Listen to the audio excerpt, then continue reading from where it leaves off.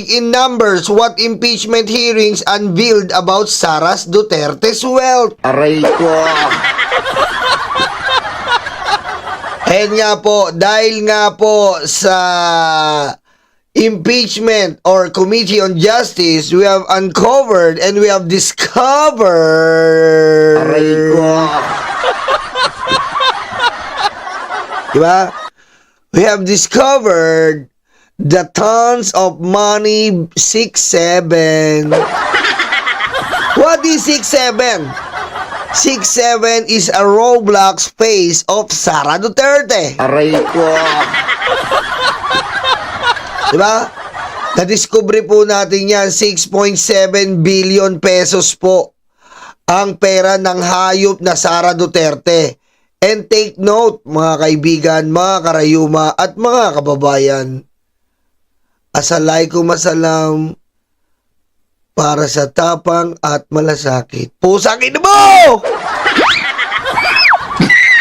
Patayin mo si BBM? No joke.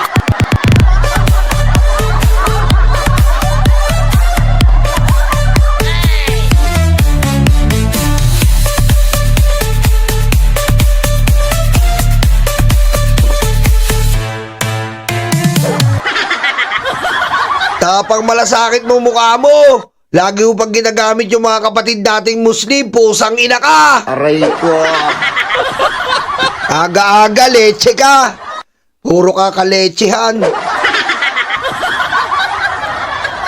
Diba? Na-discover po natin ang bilyong pera ni Sara Duterte. Kung yung flood control po, milyon lang yon. Siya solo, bilyon. Aray ko.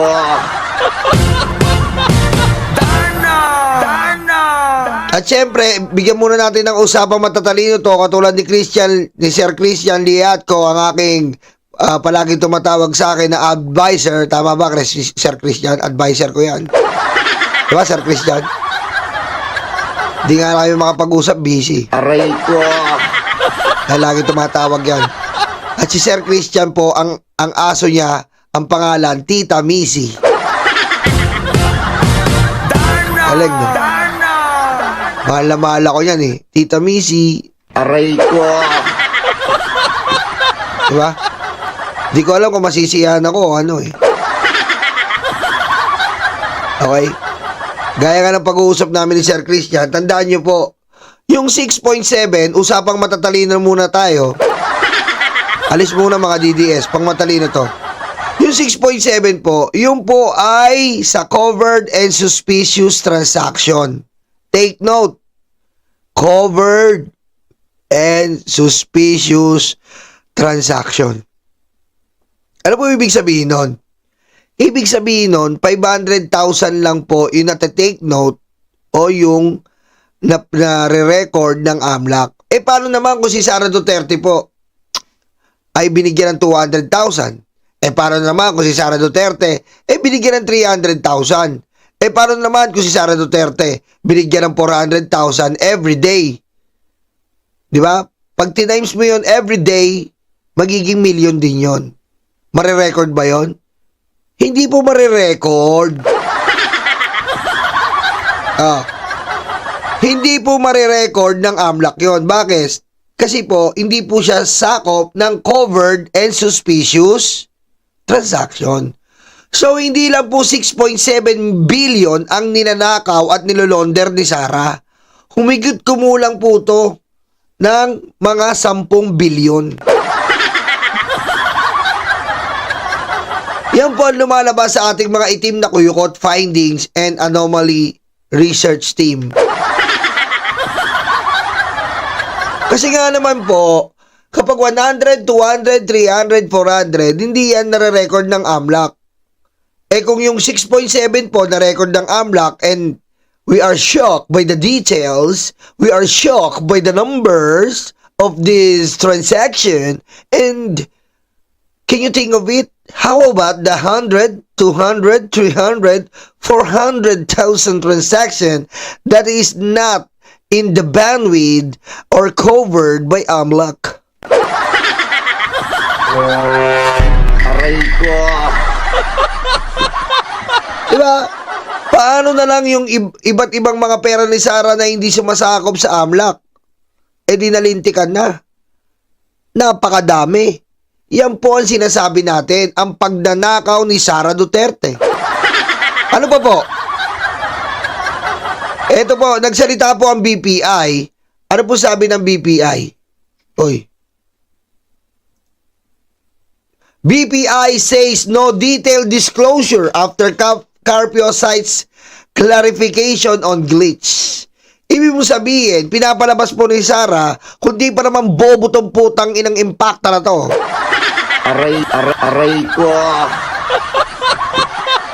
Diba? Bobo po talaga.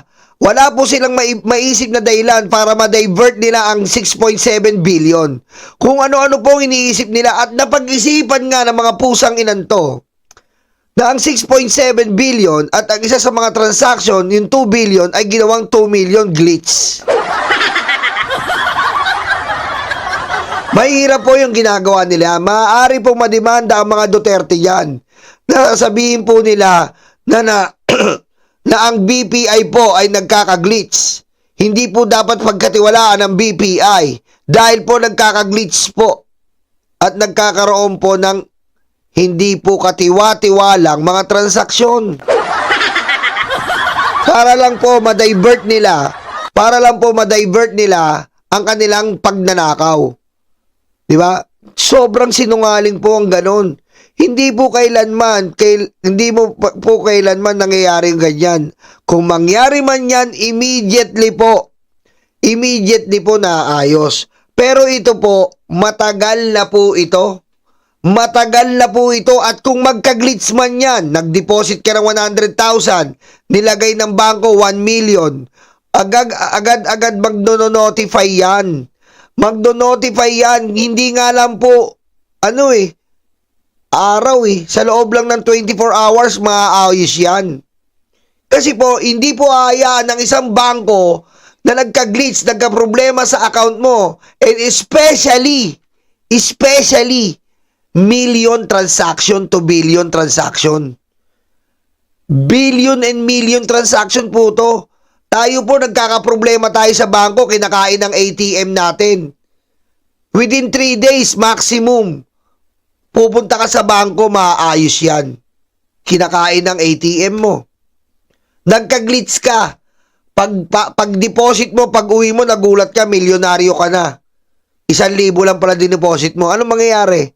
Agad-agad tatawag ang bangko. Kung naka-checkbook ka, anong gagawin? Pababalikin ka.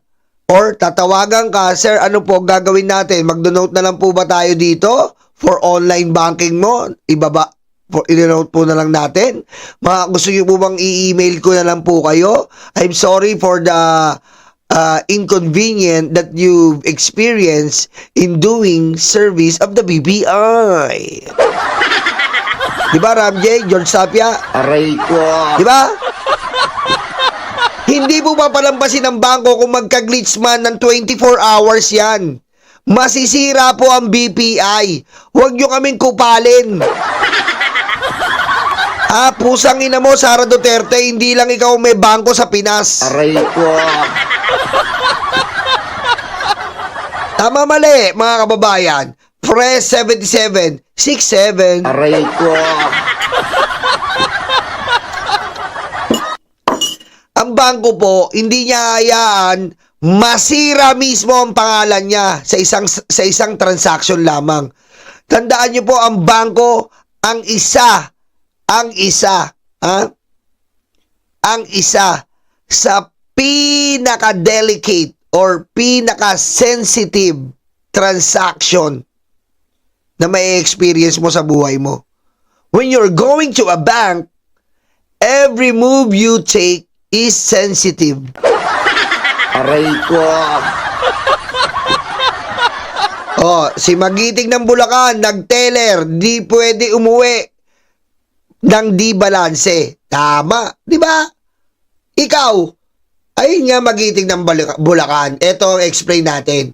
Kung hindi man balanse yon at nakauwi ka na, immediately sa system ng bangko, hindi po yan magtatali.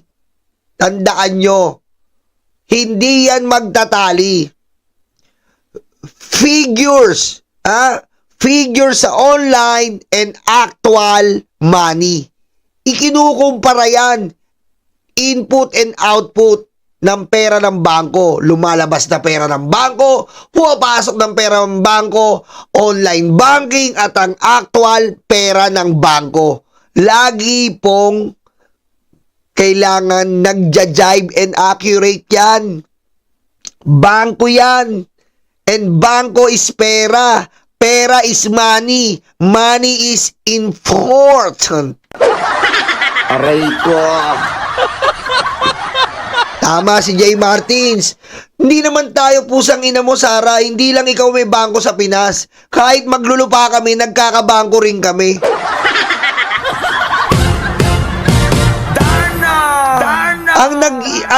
Ang nagiglitch kadalasan Mobile Legends. Ang nagiglitch Roblox.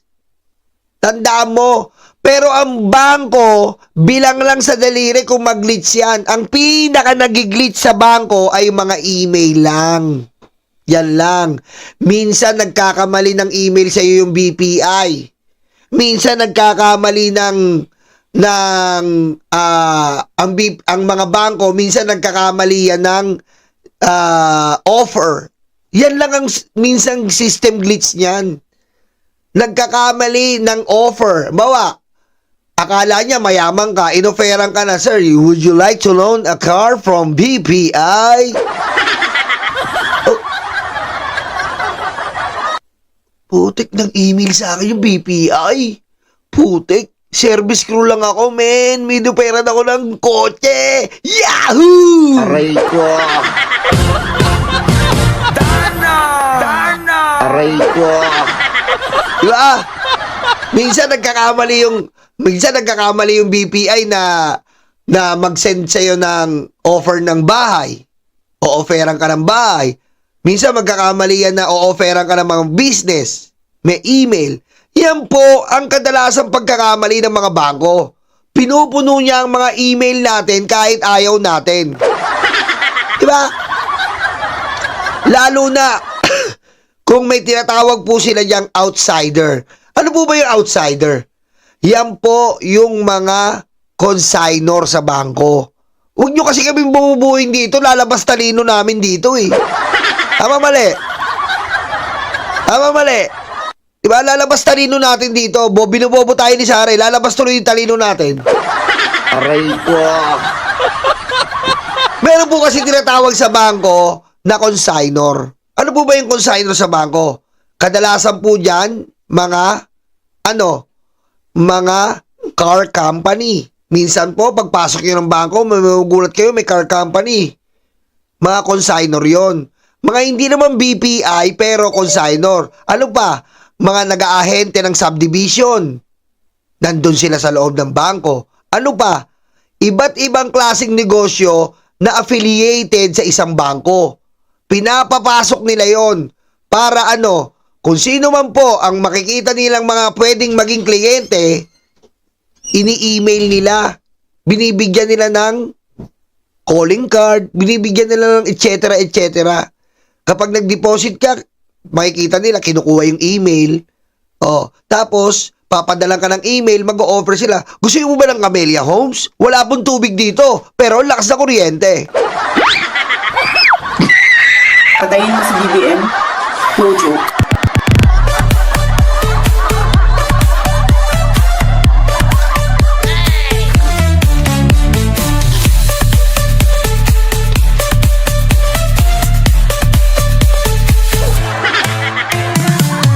Diba?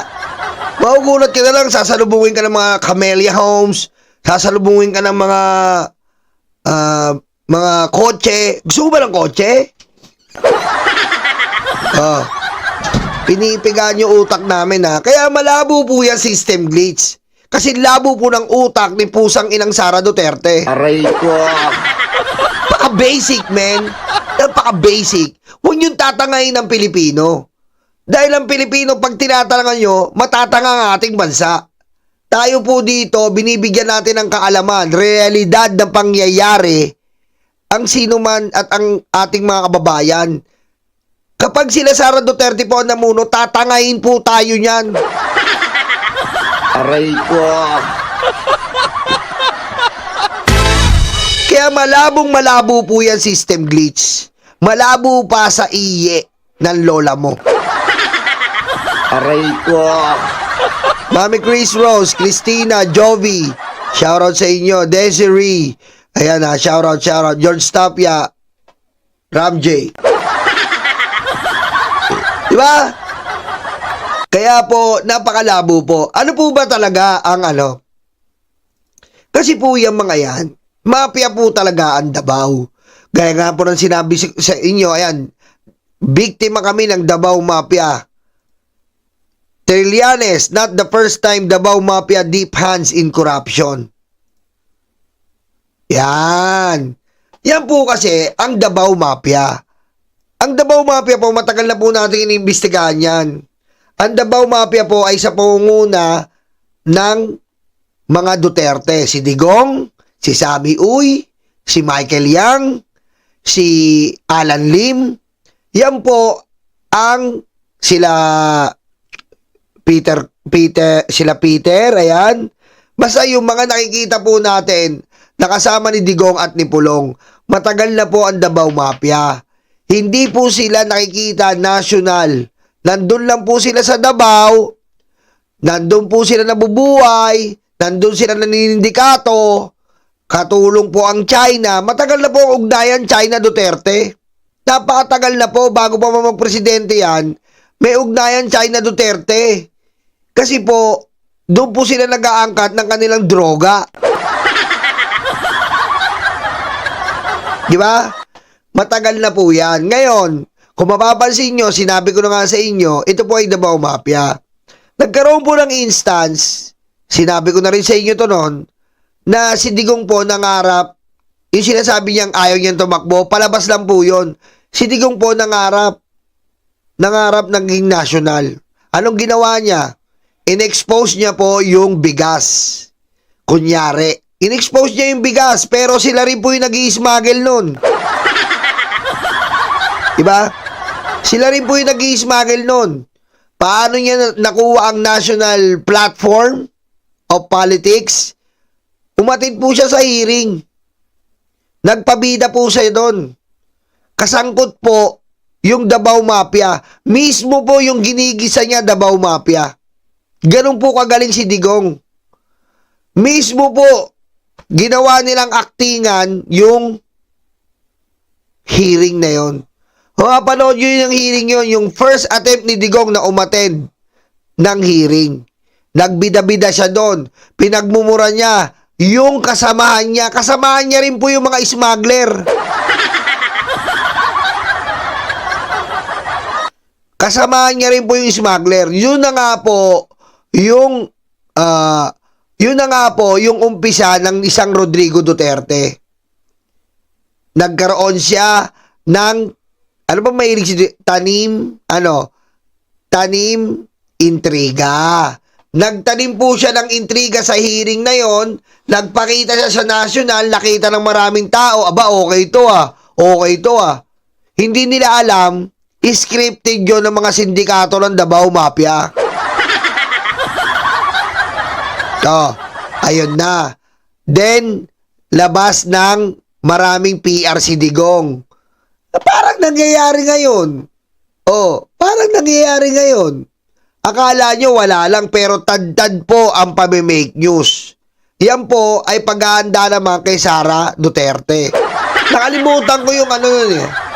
Nakalimutan ko po kung sino yung lalaking nakasalaming yun eh. Basta matagal na yun. Ito, ayan. Ayan, 12 years ago. Ayan oh. Balikan po natin ang pagdinig sa Senado kaugnay sa isyung umano'y rice smuggling. Yan putang inang yan. Yan. Dito po nagsimula ang budol sa Pilipino, putang ina mo.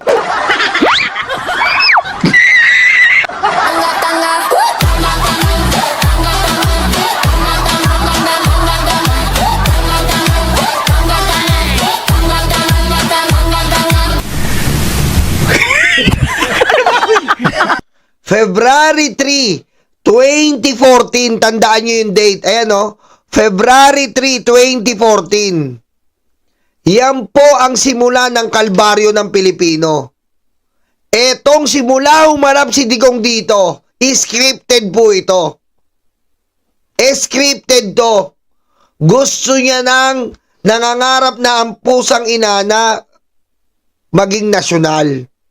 Anong ginawa niya? Nagtanim ng intriga sa rice smuggling.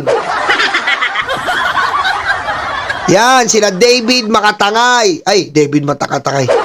Shout out. Aray ko. Yan, ayan o. Dito yan o. Ayan. Dito yan, ayan. Nagbida-bida tong hayop na to. Yan. Ayan o, nagbida-bida yan o. Oh. Maraming smuggling sa Davao, sabi niya, pero tinapos ko lahat. David Tan, yan. Sila yung nakasalamin. Ayan, yan ang ginawa ni Digong. Kasabwat niya mismo yung ginigisa. Aray ko. Kita nyo? Diyan magaling si Digong magtanim ng trigay, mag-PR, public relation. Magaling mag-PR tong pusang inan to. Pero hanggang PR lang pala. Mami Chris Rose. Aray ko. David Makatangay. Putik ka ha. Parang kawig mo yung smuggler, hayop ka, David Makatangay. Aray ko.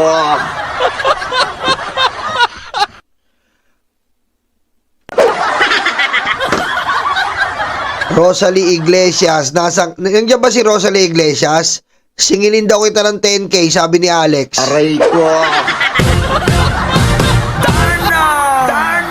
Sampulan lang natin, konti lang. Sampulan lang natin ha. Sampulan lang natin. Tingnan nyo paano nagbida. But usually kung nakalusot, gagamitin nila sa ibang shipment. Ah, Always meron silang yung permit. Other smuggling is outright. Talagang walang papeles. Others is you undervalue. And actually, there's more in that container than what is reflected in the documents in customs. kita mo? Tapos lumalabas ngayon, sila ang nangunguna sa customs. Kita mo? Tarantanga to eh. Dito po, ayan ha, pinapatroba ko lang po kayo. Dito po tayo nabudol ng pusang inanto. Aray ko. Diba? Kaya nga po ako ngayon, wala akong problema. Halimbawa, sabi nga ni Mr. Dencio, kung mag-Lenny tayo, wala na akong problema. Wala na akong problema. Ayoko na yung, si Lenny. Tignan mo si Lenny. Hindi naman sa pag-ano ha. Si Lenny, nakita nyo. Pak, wala talaga. Walang confidential funds. Walang 400 bodyguards. Sino pa? Si Sentry. Ilan ang pinatumbang mga Duterte. Oh. Wala na akong problema dyan sa mga yan, kahit iba kulay yan. I'm only thinking the benefits of our own country. Okay? Because I'm thinking about the future generation that is coming. Our sons and our sons' sons. I'm thinking about the future generation. And we want a better, good president in this coming 2028. I don't care if what is the color, but not must be green. Aray ko.